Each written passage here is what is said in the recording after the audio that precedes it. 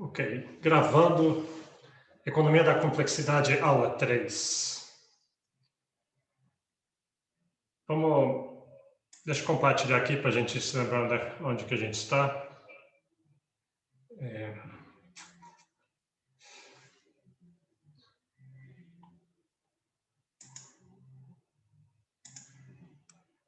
Então, deixa eu ir lá no SIGA primeiro para mostrar.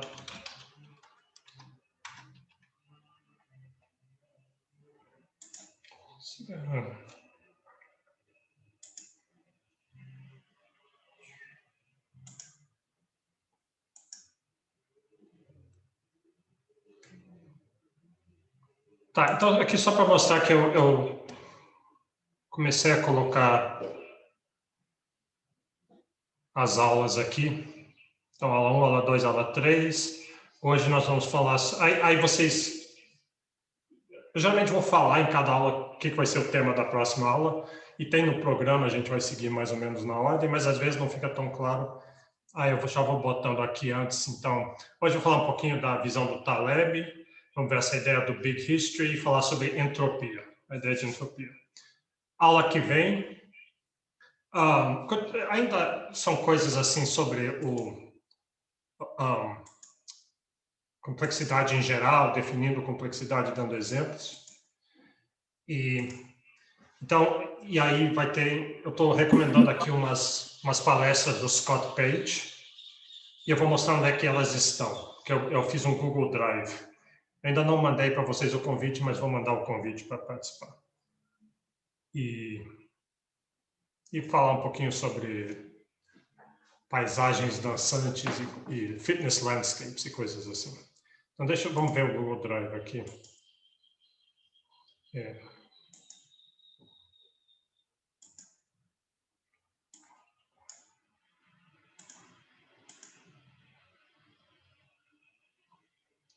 Então, eu fiz esse arquivo aqui, complexidade 2, segundo semestre de 2020. E nele... Então, tem várias coisas. Tem os slides. Os slides que eu já tenho. E eu estou sempre mudando antes da aula, e daí eu ponho aqui de volta, mas aí tem vários slides aqui. Nem todos esses a gente vai usar. O Scott Page é um economista de Michigan, da Universidade de Michigan, e ele tem vários livros sobre complexidade. Era um cara que era da área de teoria dos jogos, mas aí se voltou para a complexidade. E ele tem esse curso aqui, que é no The Teaching Courses, é só áudio. Isso aqui é bom para você baixar para o seu telefone, e ouvir quando está passeando com o cachorro ou no carro, etc. E cada um deles é mais ou menos meia hora, então vale a pena. Especialmente esses primeiros aqui. Complexity, what is it? And why does it matter? Na próxima aula vamos ver esses rugged landscapes aqui, esse meião interessante. Então, vamos fazer meio que baseado nessas 3 palestras iniciais aqui. Mas vale a pena isso aqui, tudo vale a pena, especialmente aqui no último, onde ele fecha, que é uma coisa que fica meio vago, assim, para quem estuda complexidade. É tanta coisa e tanta coisa diferente, que daí você diz assim, mas como é que eu uso isso aqui? Para que serve isso aqui tudo? E ainda mais que a mensagem de complexidade é que sistemas complexos são difíceis de controlar, são difíceis de prever, são difíceis de manipular. Então, o que a gente pode fazer? Então, você tem essa ideia de harnessing complexity. Harnessing é você não vai controlar, você não vai prever, mas você consegue, entendendo a complexidade, você consegue usar o poder da complexidade para afetar o que vai acontecer. Não controlar, mas afetar o que vai acontecer. E eu botei também, só aqui, deixa eu pegar esse livro aqui. Tem esse livro, as coisas não aparecem aqui quando eu estou pensando, The Origins of Wealth, que eu mencionei, e desse Beinhocker, e É um livro bom, muito bom para essa ideia de complexidade e economia. Eu botei alguns capítulos dele aqui. Então, isso que eu não vou ver ele especificamente, mas quem tem interesse, ele apresenta de um jeito bom. Então, está disponível ali. E botei também um monte de textos. Aqui tem um monte de texto. Assim, toda vez que eu esbarro na internet num texto novo que tem alguma coisa a ver com complexidade, eu guardo. E o que vocês podem fazer com isso? Lembra que vocês vão apresentar um texto. Eu já vou lá para o programa, onde tem aquela tabela. Lá eu sugiro já alguns textos que vocês podem querer apresentar. E é bom vocês já irem pensando nisso desde o começo. Porque a ideia é achar um texto que você goste, um texto que você acha interessante, fica muito melhor de apresentar, você vai conseguir apresentar muito melhor se for algo que realmente interessa a você. Então, aqui já tem vários textos de tudo quanto é jeito, geralmente textos bem acadêmicos, e você vai ter que escolher um. Não precisa ser um desses, você pode até achar um que você descubra um texto e você resolve sugerir para que seja a sua apresentação. Vamos ver o programa está aqui também. Toda vez que eu mudar alguma coisa no programa, eu vou mudar nesse aqui. E daí já fica. Então, tá aqui.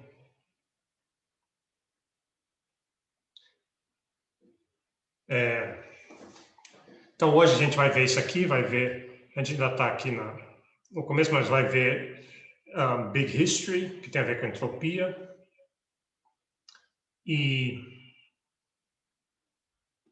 Então, aqui estão os vários papers. Alguns desses eu vou apresentar, mas outros vocês vão poder apresentar. Por exemplo, hoje eu adicionei um paper novo aqui.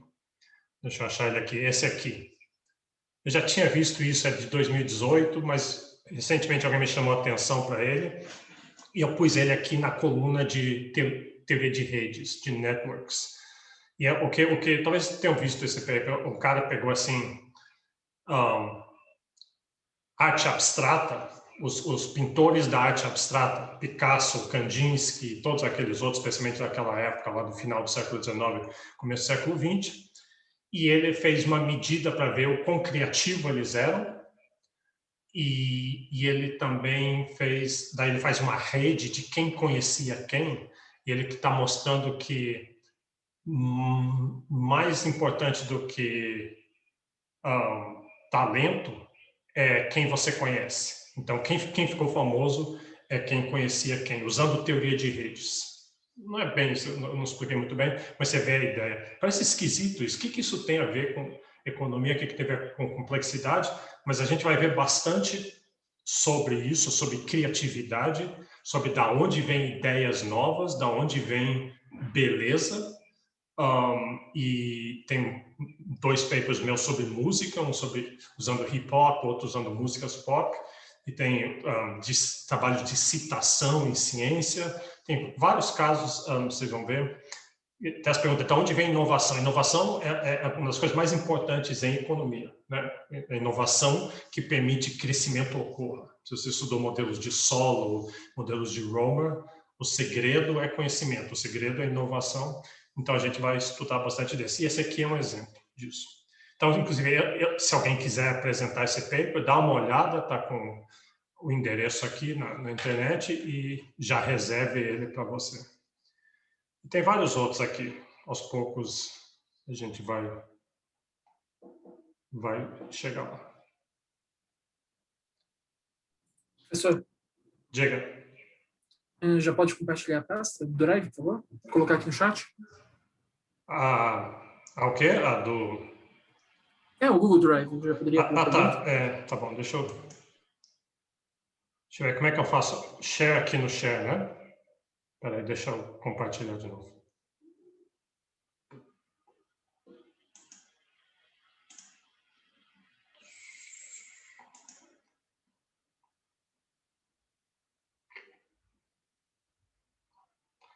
Tem muita coisa aberta ao mesmo tempo aqui, é difícil achar.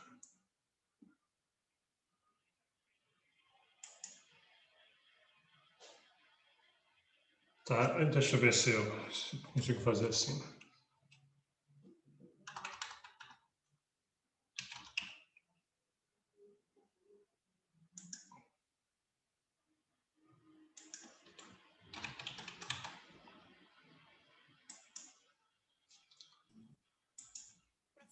Você pode pegar o link e colocar aqui no chat também, para compartilhar sem ter que adicionar as pessoas.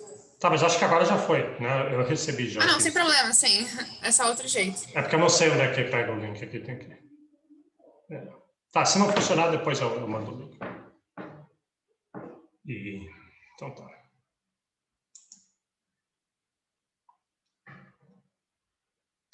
Deixa eu ver o que mais aqui.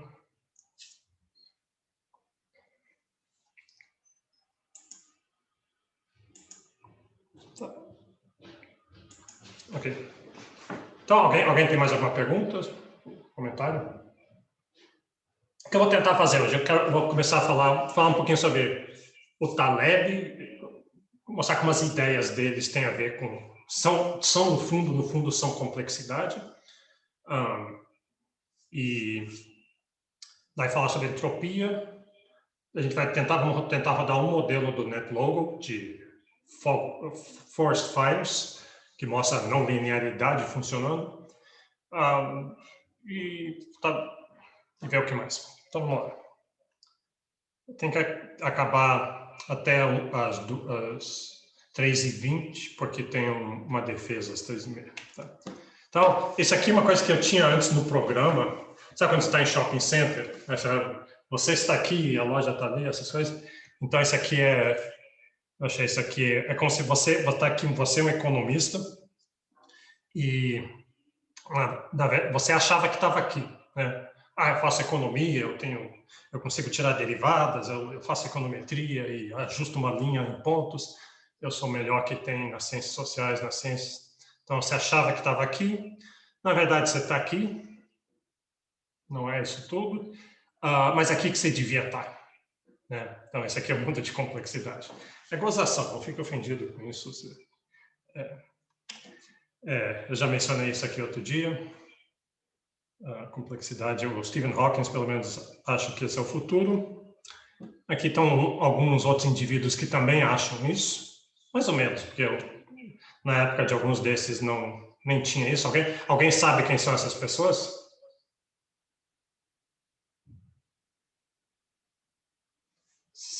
Reconhece algum deles? Tem o George Costanza lá embaixo, do Seinfeld. Não? Só o Turing. Hein? Só o Alan Turing. O Alan Turing, né? Teve um filme sobre ele recentemente. Está aqui, essas pessoas, talvez você tenha ouvido falar. Por que eu botei isso aqui? Eu só estou meio querendo fazer essa mesma coisa de... se o cara tão inteligente quanto o Stephen Hawking fala complexidade é importante. De uma forma ou outra, esses aqui lidam com complexidade. O Turing e o Shannon teoria da informação, que a gente vai ver, a ideia de que você... Né, e complexidade, informação é a chave de tudo, no final das contas. O Von Neumann, ele criou um negócio que chama Cellular Automata, e o Wolfram é o cara que ele... da matemática, ele criou matemática, ele tem o Wolfram... o programa de matemática Wolfram. Wolfram Alpha. Wolfram Alpha que de certa forma, o inventor do Siri. A ideia dele do Wolfram Alpha é que você... Sabe quando você faz código, você não pode errar uma vírgula. Deixou um parênteses aberto, estragou tudo. A ideia dele é que não pode ser assim. Tem que ser você... Não precisa nem dizer exatamente para o computador o que você quer. O computador tem que saber o que você quer. Certo? Você faz isso assim, mais ou menos assim, fala de qualquer jeito, o computador vai fazer. Uma outra coisa interessante desses caras é que a gente vai ver o Taleb hoje. O Taleb ele é tido como um cara incrivelmente arrogante, é muito fácil de você odiar ele. É quase Big Brother Brasil. Assim, você odeia o Taleb. O Wolfram é pior ainda. Depois, quando a gente chegar vai ver ele assim, um cara com um ego incrivelmente grande, incrivelmente arrogante. Professor, desculpa, o podcast que você passou do Taleb, eu nem consegui assistir todo, que eu achei ele, assim, um dos economistas mais chatos que eu já escutei falando, assim, ele parece completamente convencido das coisas que ele fala. Mas, enfim, só concordando com você. E ele bufa, né? O cara faz uma pergunta, eu vou ter que responder isso para você. Mas aí, e o Neumann, o Neumann é interessante, que ele tem uma anedota que eu ouvi sobre o Neumann. Eu não sei se ele é arrogante ou não sei muito pouco sobre ele, mas ele é o cara que inventou a teoria dos jogos, inventou várias outras coisas, mas ele é húngaro originalmente, é um matemático húngaro. E eu vi uma história que um repórter ficou interessado que lá na Hungria, onde ele morava, no bairro onde ele morava, saiu assim o Neumann, o Stanislaw Ullmann, que é um grande matemático, ganhou prêmios nobres, e vários outros gênios, todos saíram de mais ou menos a mesma área de Budapeste. E aí o repórter foi lá descobrir por quê. O que é? Será que é a escola local? Será que é a água? Será que é a igreja que faz isso? E ele entrevistou vários desses outros. O Neumann já tinha morrido, ele entrevistou vários dos outros. E ele falou assim, por que tem tantos gênios lá onde no seu local de infância onde você nasceu? E aí todos falavam assim, não tem muito gênio, só tem um gênio, é o Neumann. O Neumann é o único gênio porque ele é tão inteligente que nós, mesmo eu ganhando o prêmio Nobel de matemática, não sou nada comparado com ele. Então, aqui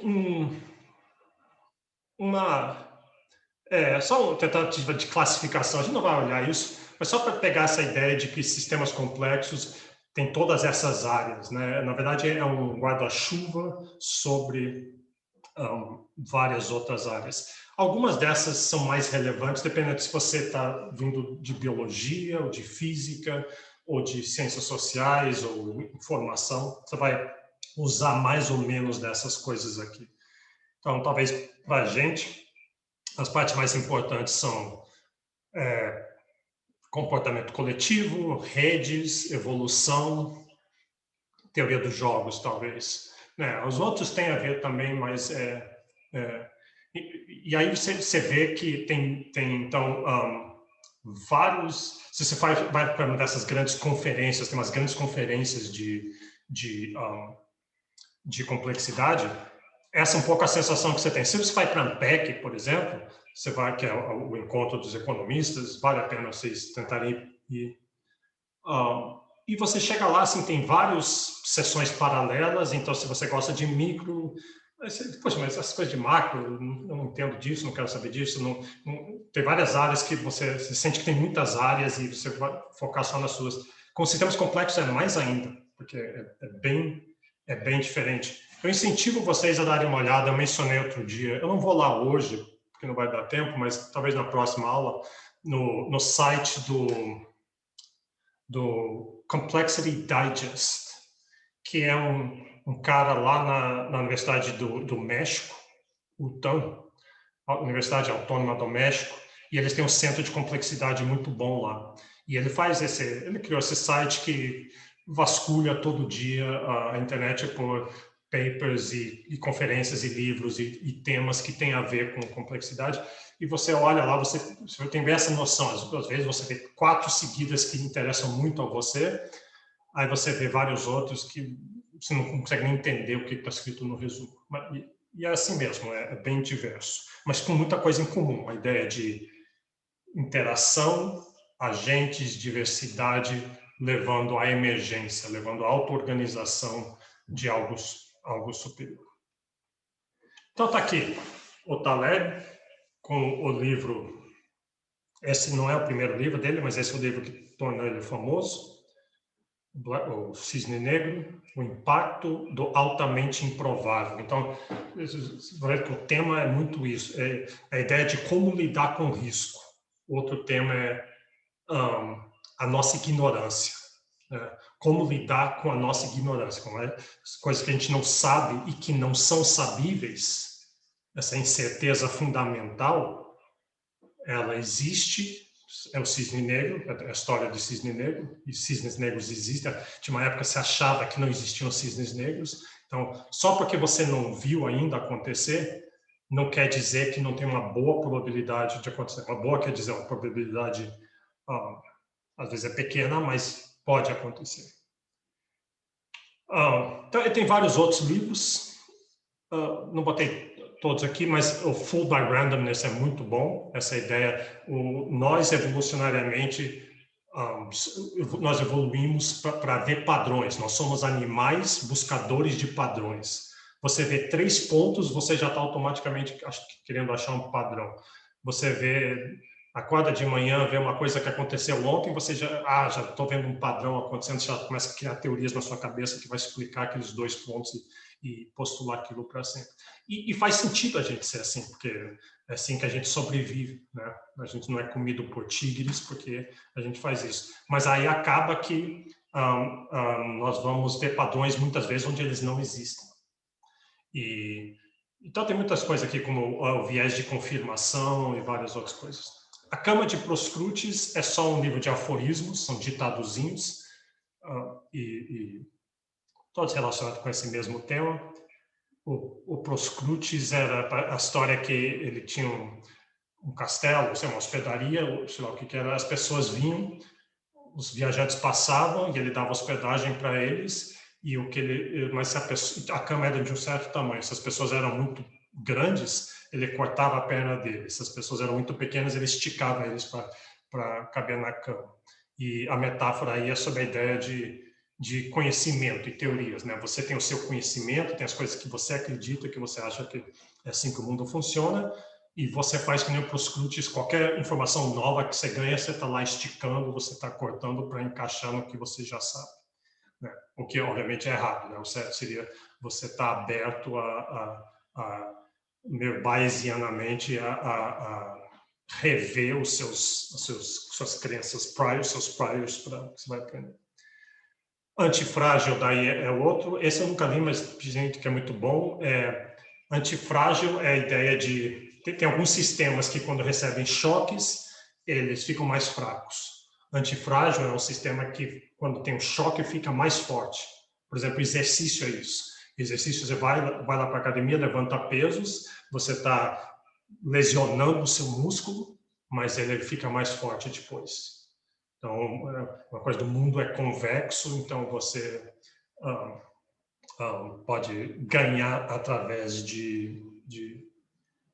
desses choques.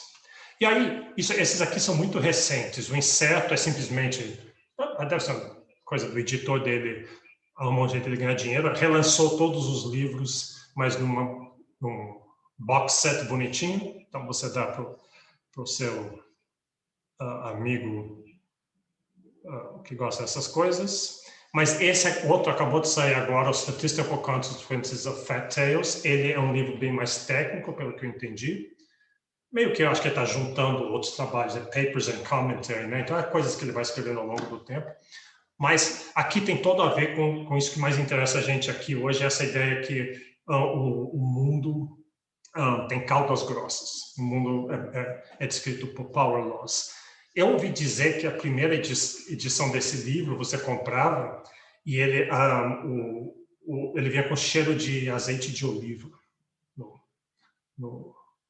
O papel era ultra papel de mais alta qualidade, impressão excelente e cheiro de azeite de oliva, porque o Taleb tem essa coisa do Mediterrâneo, ele acha o Mediterrâneo, Beirute, Líbano, que esse estilo de vida e local, né? O localismo, a ideia que o jeito que o ser humano deve se organizar é localmente, porque daí você está imune a muito desses cisnes negros da interligação. Então, achava-se que não existia cisnes negros, se bem que tem um bem surgindo ali agora, viu? Mas aí, de repente, uma observação só, alguém foi para a Austrália, um explorador foi lá para a Austrália e voltou e disse, eu fui na Austrália. Na Austrália é uma ilha, então a evolução lá é um pouquinho diferente. Tem ornitorrincos, por exemplo, que é um negócio que não pode existir aquilo, não faz sentido. Um bico de pato, rabo de castor, sei lá.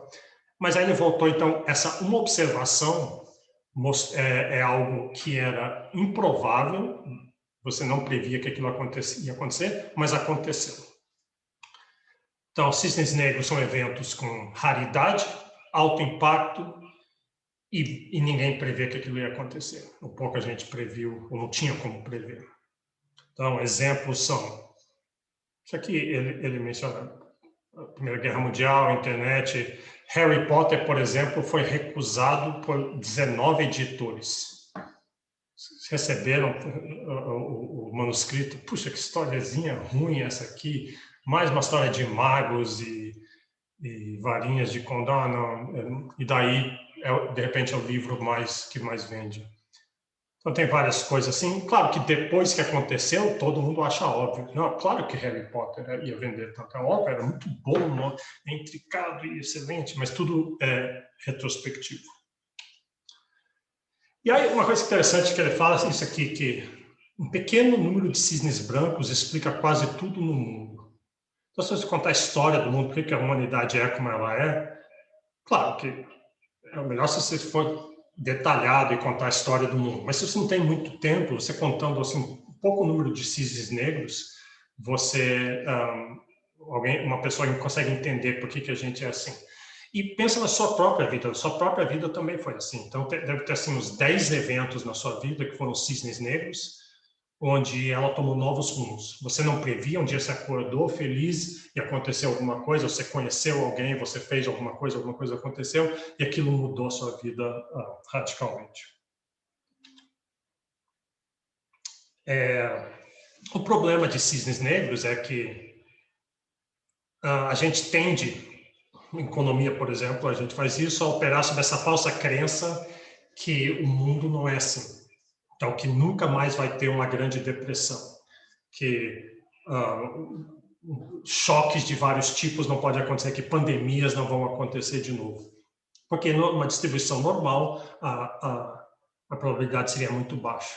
Mas, na verdade, em muitas searas, em muitos domínios, como ele fala, isso não é verdade. Então, uma das coisas que a gente faz é fazer previsões, e previsões. O Taleb conta essa história que ele foi contratado uma vez para fazer previsão do preço do petróleo. Ele já era famoso como estatístico e alguém que mexe com probabilidade.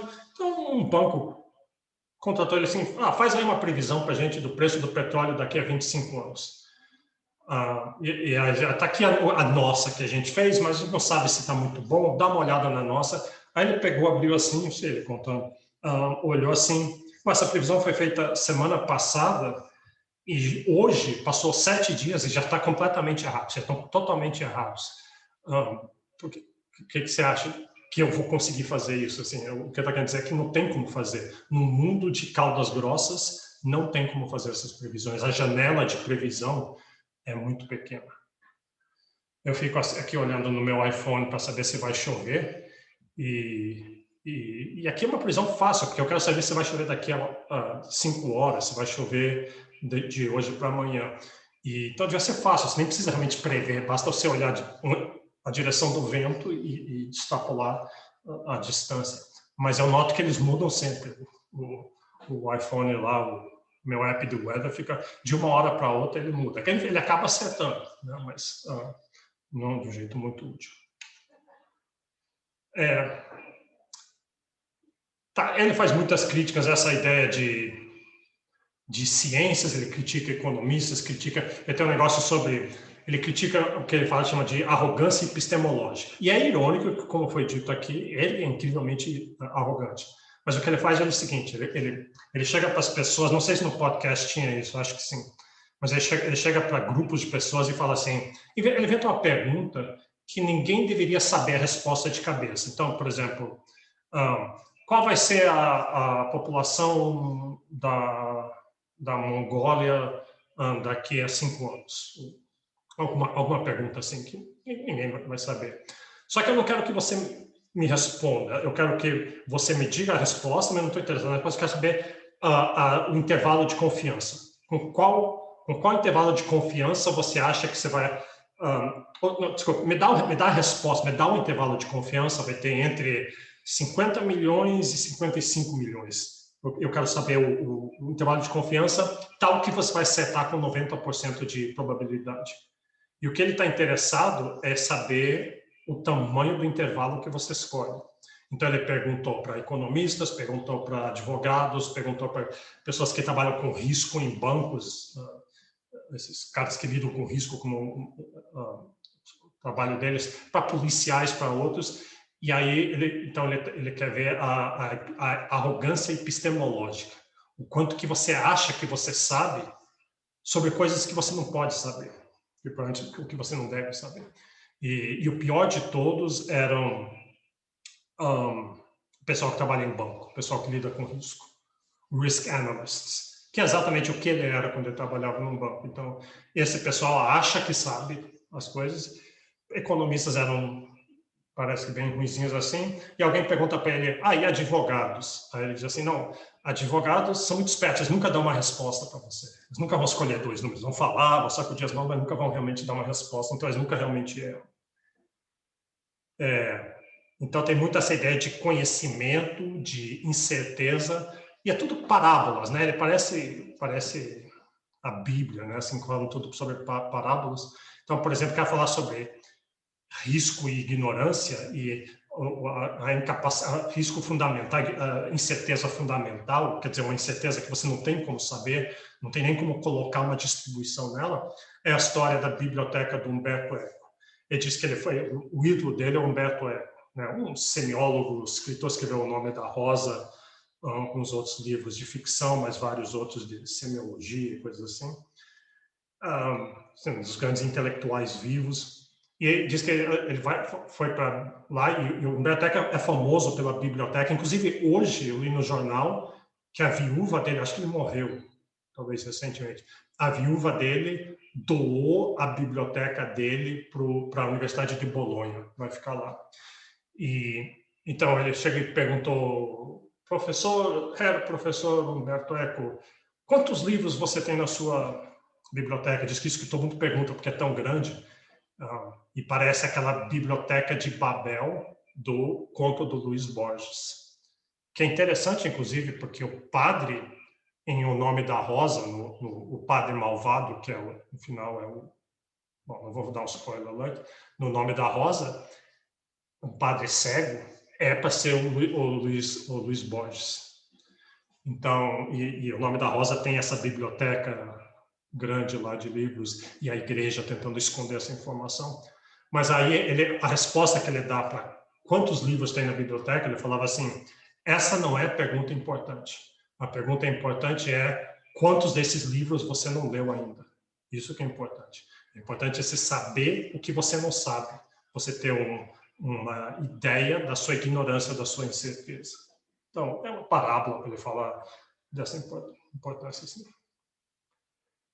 Tem um cara que faz uns quadrinhos Taleb. Então, tá vendo o economista ali. Olha o desenho de como é que é esse economista. Então, ali o cara está usando uma distribuição normal e falando sobre eventos raros. O Taleb mal-humorado grita lá. Aí o cara fala, o Taleb arrogante.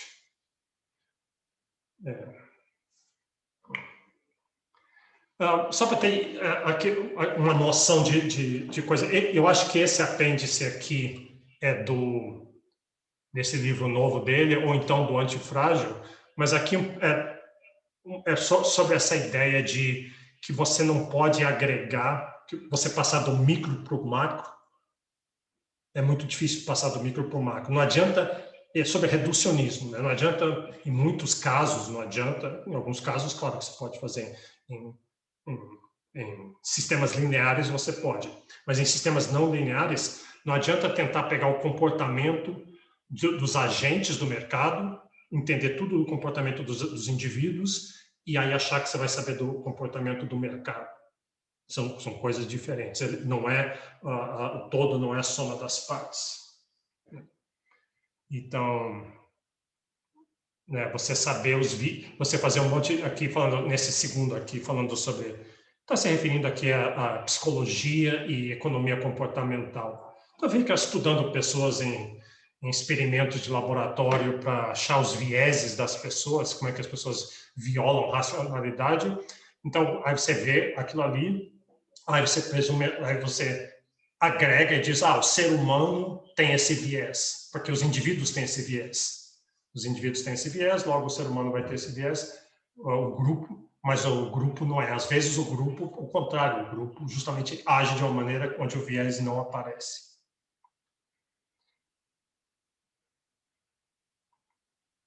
Mesma coisa aqui com o cérebro, entendendo os neurônios. Então, você pode entender perfeitamente como é que funciona o neurônio, você não vai entender como é que o cérebro funciona, como é que quando junta um monte de neurônios, vai ter consciência, vai ter sentimento. Tá. Em frente.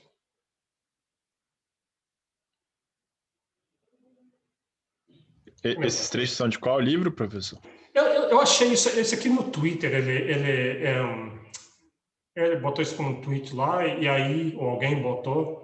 Eu estou supondo que é do último livro, do Statistical Consequences of Fat Tails, mas talvez seja do Antifrágil também. É a grande simetria, é um apêndice que chama grande assimetria. Qual que é essa assimetria? Entre o indivíduo e o coletivo. Entender o indivíduo não significa sempre entender o coletivo, por causa desse problema da agregação em sistemas não lineares. E aqui, por exemplo, assim, indivíduos não precisam saber o que eles estão fazendo. Se você tem um monte de indivíduos cheio de vieses, cheio de racionalidades, não quer dizer que o mercado vai ser racional. Às vezes, é que nem a mão invisível de Adam Smith. Um monte de gente egoísta gera o melhor resultado possível, como que por uma mão invisível. Ou então o Schelling. Um monte de pessoas tolerantes gera segregação racial e discriminação. Justamente pela essa interação entre as pessoas. Então, a história básica do Taleb é essa aqui, dos dois domínios. Então, pega esse domínio aqui, pega um monte de gente e vamos olhar uma variável linear, uma variável o que ele vai chamar de médio cristão. Então, pega peso. Então, peguei essas pessoas todas, somei o peso delas, dividi por N, deu 64,8 quilos. Agora, vou dar um choque no sistema. Pega uma pessoa bem pesada e vou somar essa pessoa, essa população, e pego a nova média, passou de 64,8 para 64,9. Então, não mudou quase nada. E essa média é uma boa representação do indivíduo ali. Eu te falando a média, te falando a variância, você tem uma boa ideia de como são essas pessoas. Tá? Então, esse médio cristão é um mundo gaussiano, um mundo normal, e uma típica variável desse domínio. Vamos pegar uma outra variável. Vamos pegar uma variável aqui, as mesmas pessoas, e eu vou pegar a riqueza deles. Quanto pegou o imposto de renda deles, a riqueza deles, o quanto eles receberam em um ano, qualquer variável assim, 200 mil reais por ano aqui. Vamos dar um choque nesse sistema.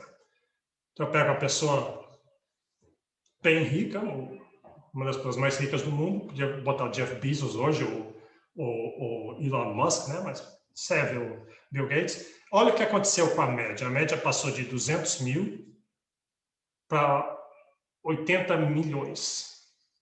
Milhões? 80 milhões. E repara que a média anterior é um erro de arredondamento dessa média. Em vez de 80 milhões, 1,99800, vamos arredondar. Vou arredondar para... Então, é um erro de arredondamento. Então, um choque, o que aconteceu aqui foi um cisne negro, foi um choque que mudou radicalmente o todo. Então, esse aqui é extremistão.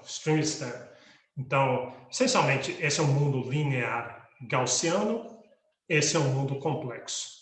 É isso que ele faz, né? Ele dá outros nomes e conta essas historinhas, mas é essencialmente complexidade.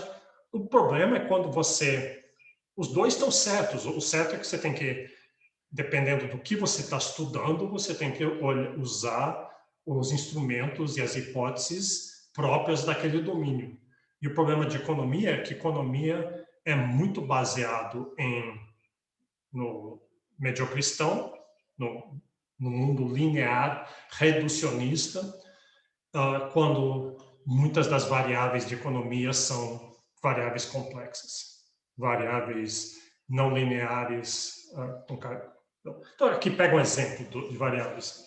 Quais são as variáveis tipo 1, médio cristão? Altura, peso, ingestão de calorias. Sei lá, tem vários exemplos aqui.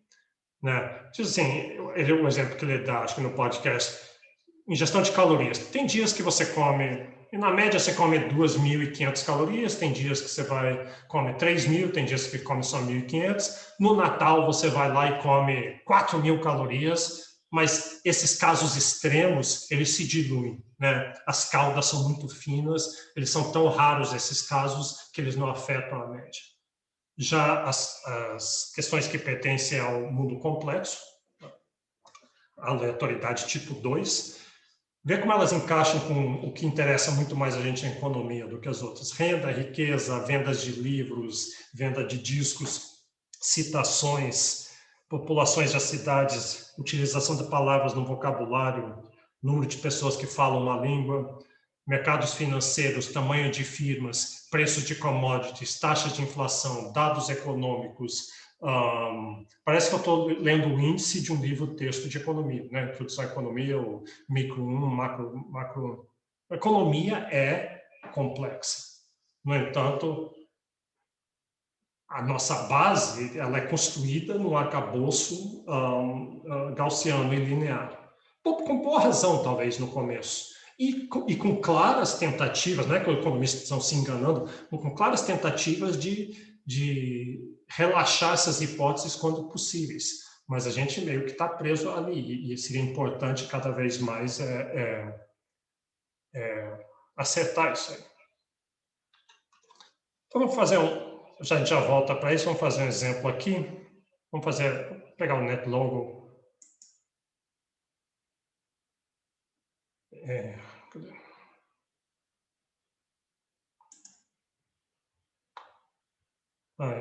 Peraí, instante.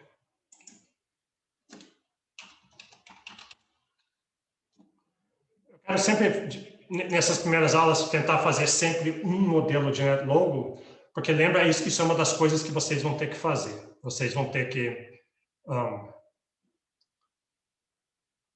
deixa eu estar abrindo aqui. Vocês vão ter que apresentar um NetLogo, vai ser uma das primeiras apresentações. Inclusive, isso já está valendo a qualquer momento. Se alguém já quiser apresentar na próxima aula, já me avisa antes e a gente já faz. Então, caso não esteja claro para você como é que é, eu fiz um modelo de segregação na aula passada, vou fazer esse aqui. Só que você tem que fazer melhor do que eu. Eu fico me enrolando todo aqui. Cadê? Onde é que está?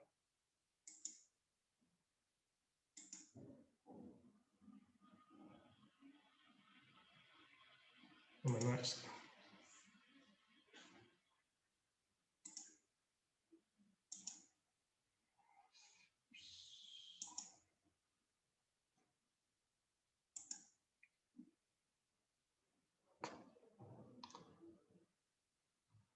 Deixa eu ter que fechar algumas coisas, estou com tanta coisa aberta que não consigo achar daí.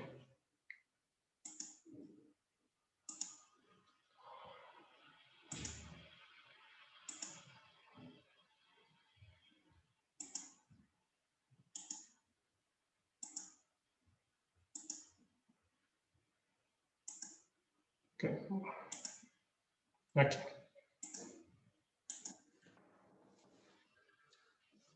Então, lá, eu vou abrir o NetLogo e o meu modelo vai ser, eu vou lá no Models Library. Lembra que é gratuito isso, você pode baixar, deve ter até uma versão nova. E eu vou botar no...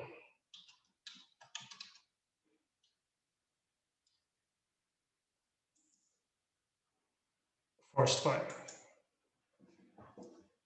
Então, veja como é que é esse modelo aqui. Esse é um modelo bem simples, eu vou dar um setup. Então, são árvores. É uma floresta vista de cima, e você vê as árvores, e o que a gente vai fazer, a gente vai tacar fogo aqui, essa linhazinha vermelha é fogo, e se você olhar lá no código, você vai ver basicamente que o fogo vai andando. Se um pet encontrar o outro encostado nele, o fogo passa. Se não, se encontrar um lugar sem fogo, ele não queima, que nem uma floresta de verdade. Então, bem simples. Isso aqui é uma metáfora para desde qualquer coisa de disseminação. Então, pode ser uma doença que vai se espalhar, se não tiver distanciamento social entre as árvores. Pode ser uma fofoca que se espalha, uma moda que pega ou não pega. Em engenharia, eles chamam isso de percolação, de percolar. Você joga água no solo e será que a água vai atravessar o solo ou será que ela não vai atravessar? Então, tem a metáfora para esse tipo de coisa. Transmissão, mas repara, interação entre as pessoas. Então, eu escolho a densidade, eu vou começar com uma densidade baixa aqui. Você vê que tem poucas árvores. Vou botar um pouquinho mais devagar. E mando rodar e vai... Ui, não deu nada, tá vendo? A disseminação foi muito pouca. Vamos aumentar a densidade, vou botar 36. Se eu tenho mais, eu mando rodar. Também, de novo, espalhou muito pouco. É isso que a gente quer com o Covid, né? Cada vez que alguém se vacina, vira um pontinho preto e não passa a doença. Cada vez que alguém se distancia, usa máscara, também vira um pontinho preto. Vou aumentar mais ainda, vamos botar 45. E repara que isso aqui é meio estocástico, né? Cada vez que eu fizer, mesmo com a mesma densidade, vai dar um resultado diferente. Pode acontecer mesmo com a densidade muito baixa, ter uma ponte ali de árvores que ele chega até o fim. O correto seria fazer tipo iterado, né? Eu faço 100 vezes com a mesma densidade e construo uma distribuição de probabilidade e vejo onde é que é a média, qual que é a variância. Então, mando rodar. Ainda muito pouco. Deixa eu fazer isso aqui umas 2 vezes. Muito pouco. Vamos lá. Vamos botar 51%. Mais da metade. Será que...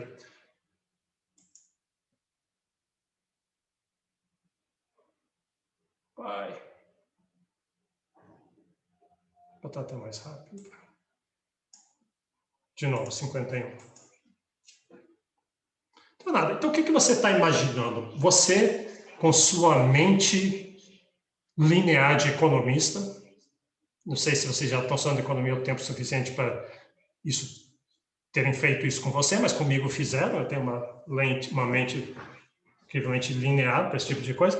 Eu fico pensando assim, começou com 30, daí foi para 40, para 51, e cada vez está indo um pouquinho mais. Eu já estou botando uma linha reta para mim. Eu estou ajustando uma linha reta. Cada percentual de densidade a mais que eu aumento vai um pouquinho mais da disseminação. Pois bem, vamos ver se realmente é isso. Deixa eu botar aqui 55. Né? 55, e pelo que eu estou vendo, vai precisar botar muito mais para frente. Acho que vai ter que chegar lá até 90, alguma coisa assim, para realmente chegar lá.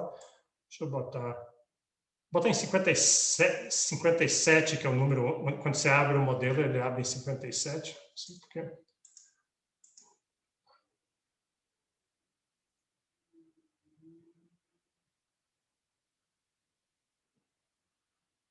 Esse já foi um pouquinho mais. Será que vai?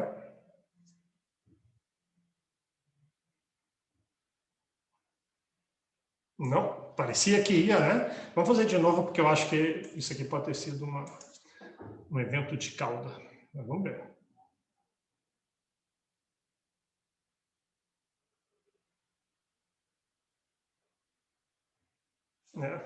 Bom, deixa eu botar agora em 51. Deixa eu botar em 60. Tá um pouco mais rápido.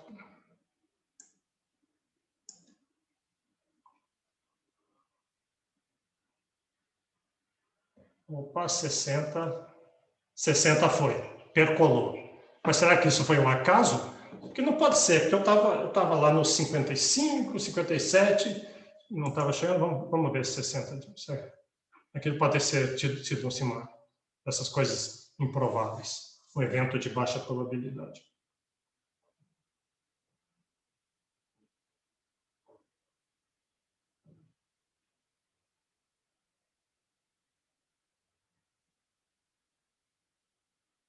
E foi. E deixa eu botar bem rápido aqui para falar. Mas percolou, chegou do outro lado. Deixa eu botar rápido aqui, vamos tentar mais uma vez. Essa vez não foi. Então, 2 sim, 2 não. E foi, tá dando para dar uma ideia aqui que com 60, se eu repetisse isso 1000 vezes e fizesse uma distribuição, a grande maioria teria ido.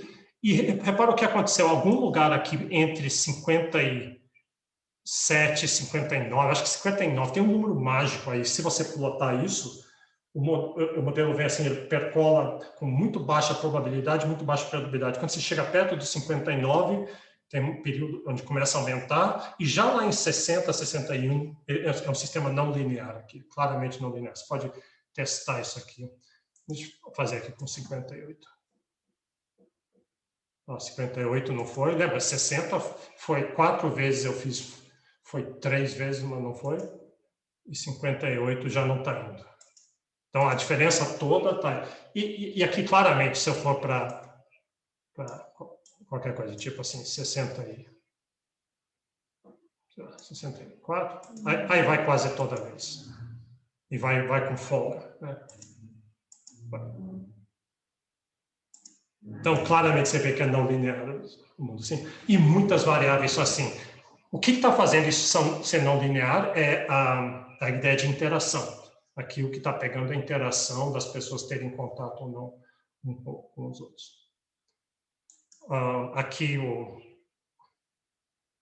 ele sempre fala assim, things to notice.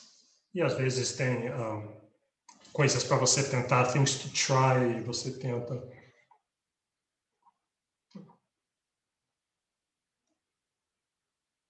Tem a ideia de criar firewalls, bancos. Isso aqui, você pode pensar nisso de bancos caindo, né? Os bancos todos um devem para o outro. Aí, se um banco vai à falência, o outro também vai. Aí, bancos centrais tentam criar firewalls quando começa a ter essas cascatas de falência. Como é que você evita isso de acontecer? Ok.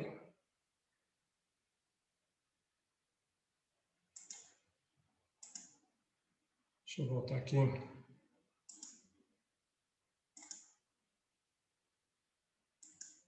Então, de novo, se alguém já quiser apresentar, não vai ser tudo no mesmo dia, vai ser em paralelo com as outras coisas. Pode ser modelos NetLogo, pode ser modelos daquele outro site que eu mostrei para vocês. Então, tem várias opções. Abri errado. Professor, Diga. então, para deixar bem claro, o modelo já pode estar construído no NetLogo. A ideia aqui não é você construir um modelo. Claro, se você conseguir, puder, ótimo. Ou você pode mudar o do NetLogo, mas nem isso eu estou querendo. Faz que nem eu fiz, eu não mudei nada. Eu peguei, eu estou... em parte, isso aqui é para apresentar esse instrumento, modelos baseados em agentes, que economistas não usam muito, isso não está pegando com economistas, é um modelo computacional, que tem vantagens e tem desvantagens, depende do que você vai ver. Então, a ideia é só botar a mão na massa e se cada um apresentar a gente vai ter uma variedade muito grande deles, eles são bem diferentes uns dos outros, e esse que é o propósito. Obrigado.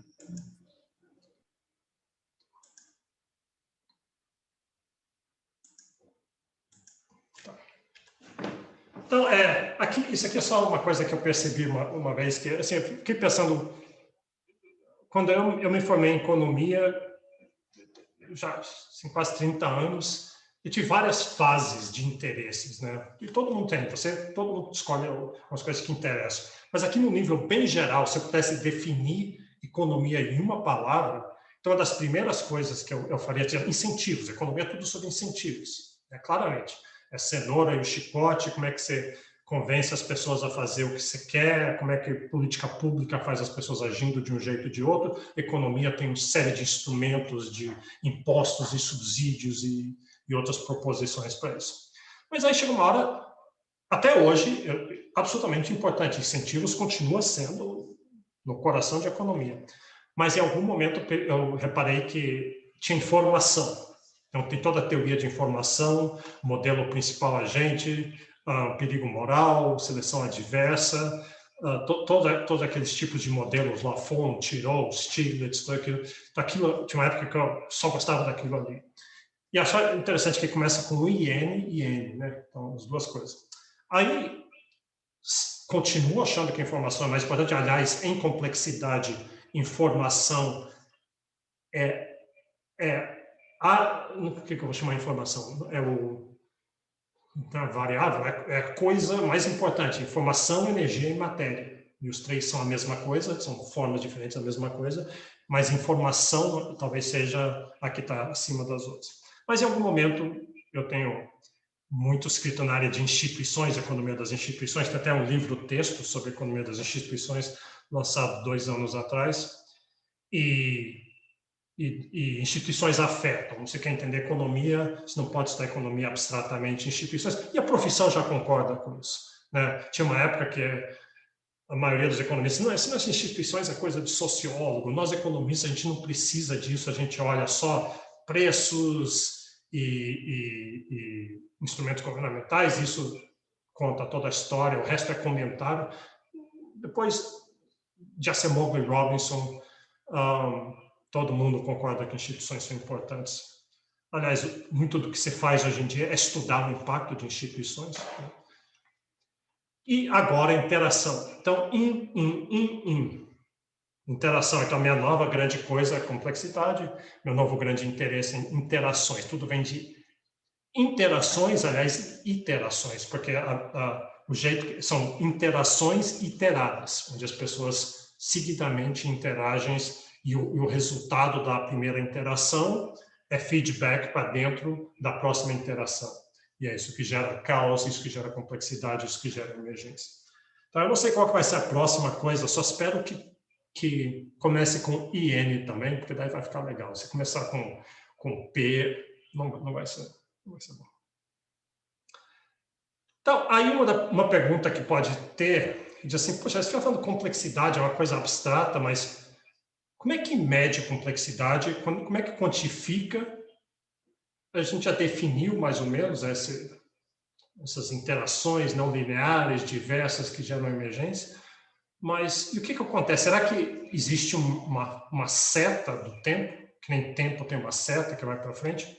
Como é que a gente mede complexidade? E eu não sei porque eu botei isso. Toda vez que alguém tem um ditado, ou quem falou foi o Einstein, ou quem falou foi o Platão, ou foi o Benjamin Franklin. Então, eu queria essa ideia de que se você não consegue medir alguma coisa,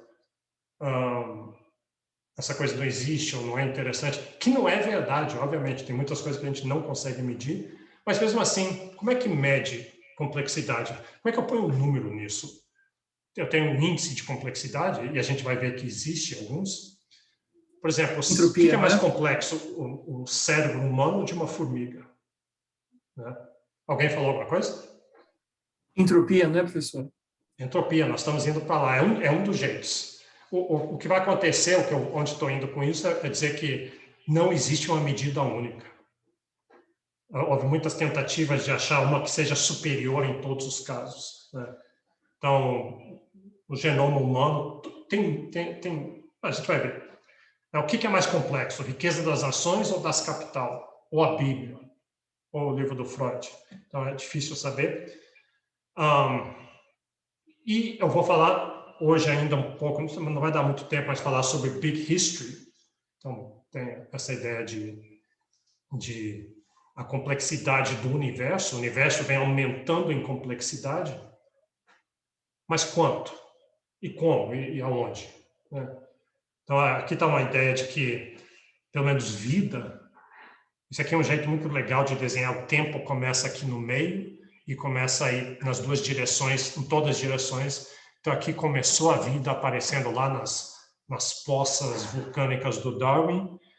Vida muito simples ainda, bactéria, arqueia, eucariotes. E vem aqui, aí tem a explosão cambriana. A explosão cambriana foi um período que, a partir dali, deu o aumento da complexidade ficou cada vez maior, muito rápido, o número de espécies. Se você olhar o desenho, tá vendo? É a partir desse arco aqui que começa a surgir toda essa variedade aqui. E o ser humano está... Como é que está o ser humano? Algum lugar por aqui? Nos mammals? Sei lá. E repara só que teve extinção em massa, depois teve outra extinção em massa, teve outra extinção em massa, outra extinção em massa. outra extinção em massa, nós estamos aqui hoje e use seu cérebro fazedor de padrões. Qual é a conclusão que você tira daqui? Ó? Passou meio centímetro, né? Mais uma extinção, mais outra. Nós estamos prontinhos para nova extinção aqui. Então, não durma tão tranquilamente hoje à noite. Mas tudo isso só para dizer, ó, complexidade em termos de vida está aumentando. Então, vamos dar uma olhada nisso aqui rapidinho.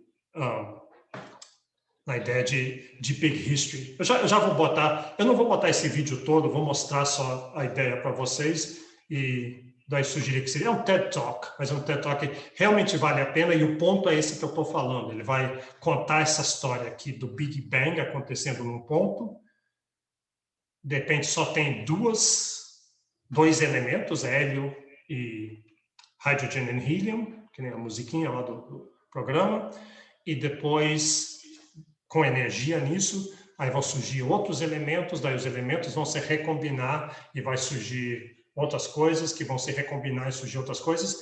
Em algum momento mágico que ninguém consegue explicar, life appears, vai ter vida, e aí começa a ficar mais complexo. Primeiro, a vida é muito simples, é o procariotes, uma célula só, eucariotes, que é um coletivo de células, e esse é um tema que vai se repetir várias vezes de como que você consegue cooperação. Essa vai ser uma das perguntas mais importantes para a gente. A gente não vai querer responder a primeira, como é que a vida apareceu. Isso é muito difícil. Mas a gente tem muito interesse sobre como que cooperação funciona, como é que células diferentes se juntaram para seguir o mesmo propósito, como é que pessoas diferentes se juntaram para seguir uma tribo para seguir o mesmo propósito, como é que cooperação e competição, como é que você consegue mediar essas coisas, daí como é que tribos se juntam para formar nações e sociedades, e como é que lida com esse problema de competição versus cooperação, você precisa dos dois, tem o seu grupo de dentro, o grupo de fora, então vai todo esse tipo de coisa, ficando cada vez mais complexo e juntando, recombinando o que já existe para fazer algo novo. Recombinação do que existe para fazer novo. Deixa eu falar isso mais 2 vezes, porque isso é tão importante. A gente vai fazer isso com música, nós vamos fazer isso com citações, nós vamos fazer isso com células, com cidades, recombinando o que existe para gerar novidade. Isso parece fácil, mas não é fácil, porque são tantas recombinações possíveis e a grande maioria não gera funcionalidade, não gera padrões, não gera nada útil, não gera complexidade. Mas algumas recombinações geram complexidade, utilidade, padrões, funcionalidades, e a gente queria entender esse processo. Então, aqui, bicicletas se tornando mais complexas, mudando pelo menos. Deixa eu fazer isso aqui. Vamos ver só alguns minutos disso aqui.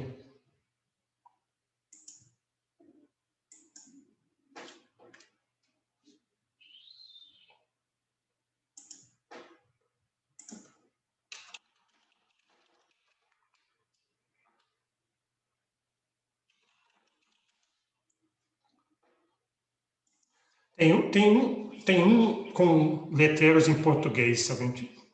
Acho que é esse aqui. Deixa eu botar só os primeiros minutos, botar assim uns 3 minutos, que não dá para ouvir, são 18 minutos, né, o TED Talk. Eu acho que eu tenho que liberar o som ainda, deixar na hora certa. Tá, eu tenho que liberar o som. Acho que aqui... Share sound. Me avisem se vocês não estiverem ouvindo.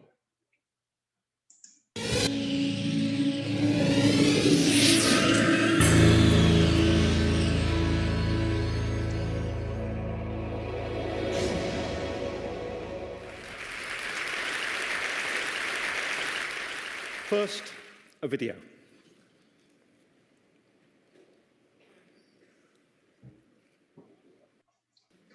Yes, it is a scrambled egg. But as you look at it, I hope you'll begin to feel just slightly uneasy. Because you may notice that what's actually happening is that the egg is unscrambling itself. And you'll now see the yolk and the white have separated, and now they're going to be poured back into the egg. And we all know in our heart of hearts that this is not the way the universe works. A scrambled egg is mush, tasty mush, but it's mush. An egg is a beautiful, sophisticated thing that can create even more sophisticated things, such as chickens. And we know in our heart of hearts that the universe does not travel from mush to complexity.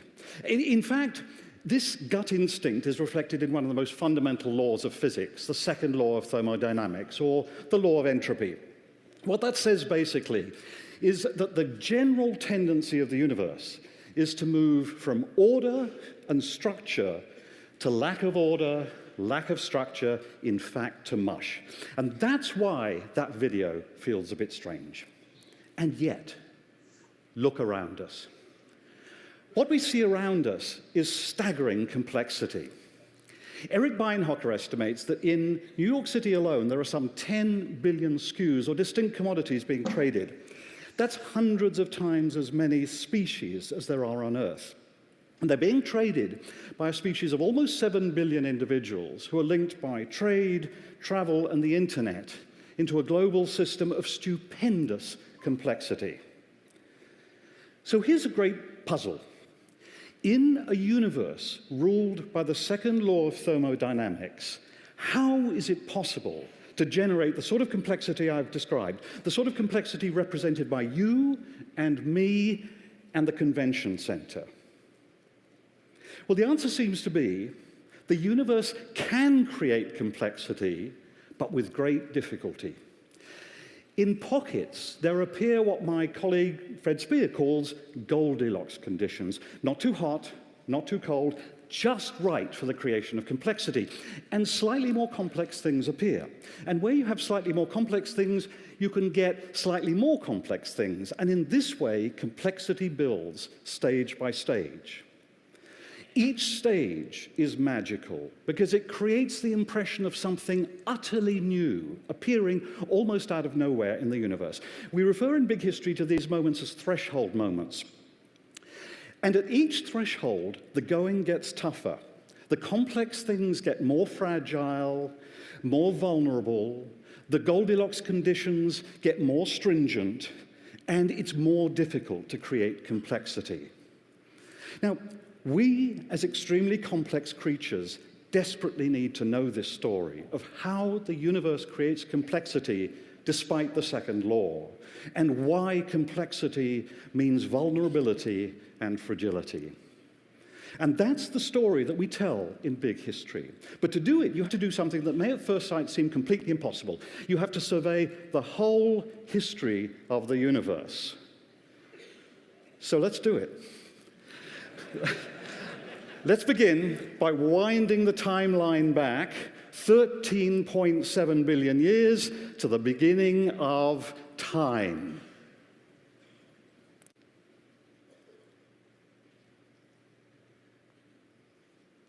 Around us, there's nothing. There's not even time or space. Imagine the darkest, emptiest thing you can, and cube it a gazillion times, and that's where we are. And then suddenly, bam! A universe appears, an entire universe, and we've crossed off. Tá, eu parei ali, justamente quando ele vai no... tá tudo escuro, ele vai... BAM! Porque se você não leu a história do Isaac Asimov, leia, né? Leia até o final, porque tem a ver com isso. Então, deixa eu voltar aqui. Vale muito a pena ver isso até o fim, porque tem justamente essa ideia de que ele falou da segunda lei da termodinâmica e entropia que a gente vai entrar agora. Então, só para mencionar isso aqui antes, houve uma tentativa lá em 2000, esse Seth Lloyd, um dos caras do Santa Fe Institute, a gente quer medir alguma coisa, que nem em economia a gente quer medir desigualdade, tem o índice de Gini, tem o índice de Schleifer e Hirschman. Mas com complexidade surgiram vários. O problema não é que não tem medida, o problema é que tem medidas demais. Nesse texto aqui ele achou mais de 40 medidas.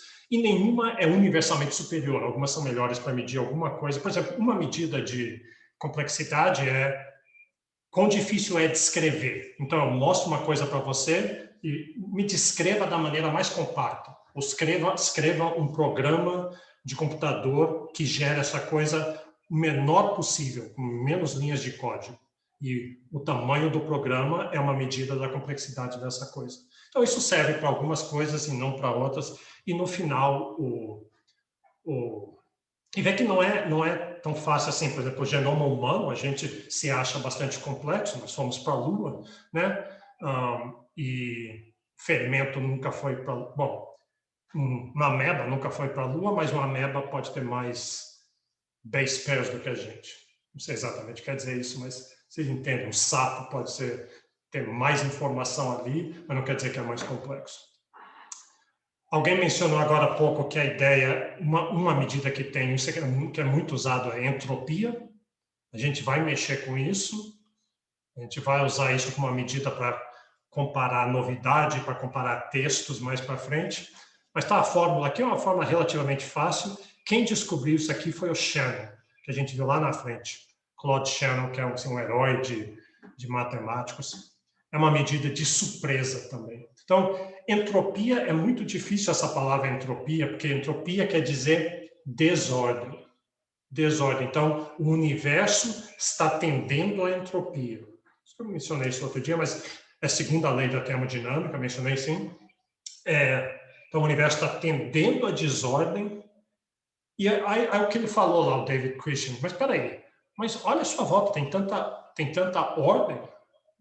Nós somos ordem, aquele ovo, uma coisa maravilhosa e sofisticada. Então, apesar o universo como um todo está tendendo à entropia, à desordem, tem bolsões, o que ele falou essa palavra, bolsões de ordem. É possível ter bolsões de ordem, mas esses bolsões geram mais entropia, eles só aceleram a entropia.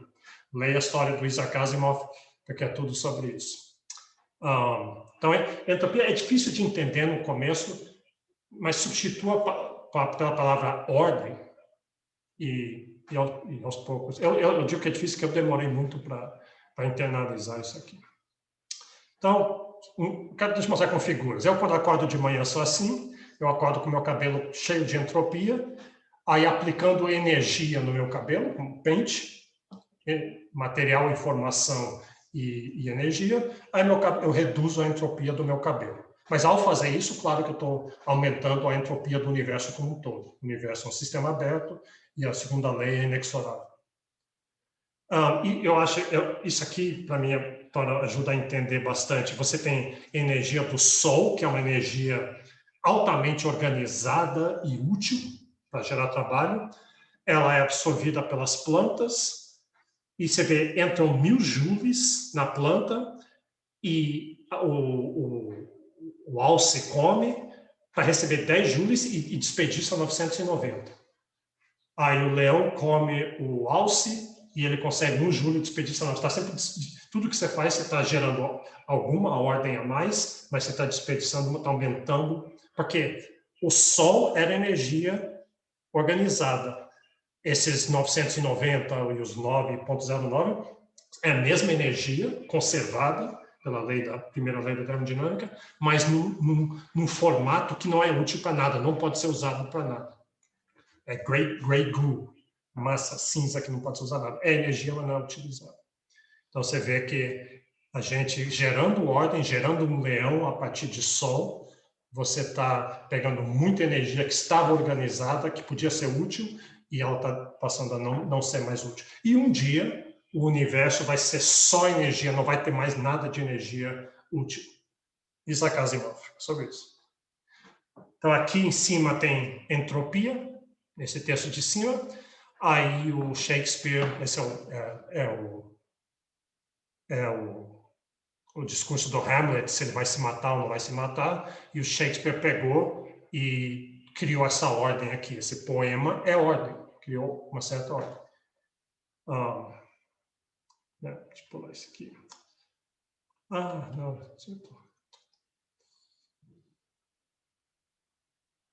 Tá. Bom, eu pensei que eu tinha mais sobre a entropia. Então, essa que é a ideia da entropia. Então, a gente tem um interesse muito grande nessa noção de gerar novidade.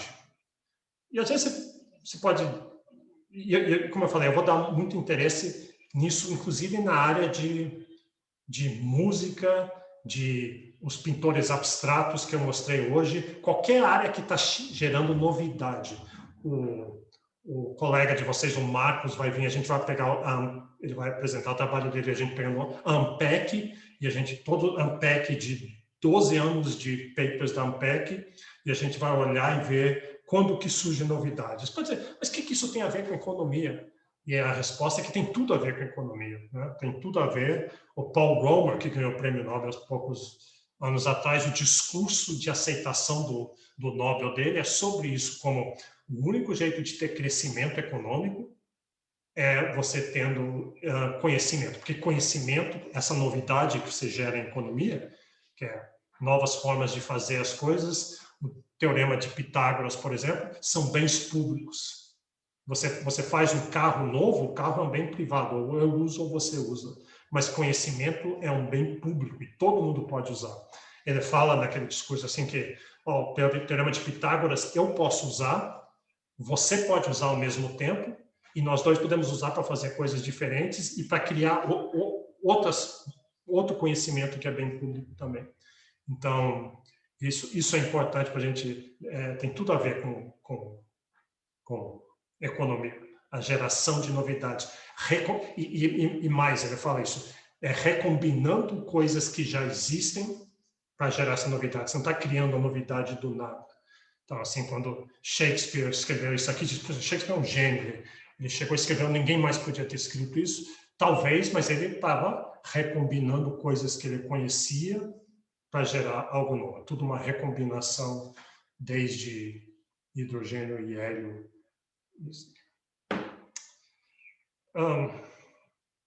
Tá, isso aqui não vai estar, isso que tem Kolmogorov Complexity, mais, de novo, são medidas de complexidade e muitas baseadas na ideia de informação. Quanta informação está sendo embutida?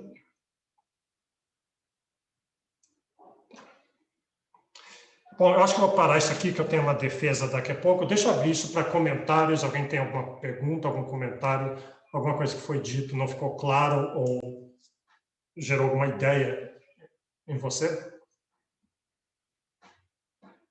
Então tá, próxima aula, eu vou continuar um pouquinho isso aqui, e daí vamos ver o que vocês podem fazer. Já tem vários textos que foram dados, por exemplo, do Brian Arthur, eu não falei ainda, mas as palestras do Scott Page, vale a pena ouvir aquilo ali. Ele é muito carismático, o Scott Page, ele explica, é muito didático o jeito de explicar. E eu tenho ainda, além desse que é em áudio, eu tenho um outro curso dele que chama Hidden Connections, alguma coisa assim, que são com vídeos. Então, depois eu vou tentar disponibilizar. O problema é que é pesado, não sei se cabe tudo lá no Google Drive. Então é isso. Aí a gente se encontra novamente quinta-feira. E daqui a pouco eu ponho o vídeo lá disponível. Obrigada, professor. Obrigada. Tchau, tchau. Boa tarde.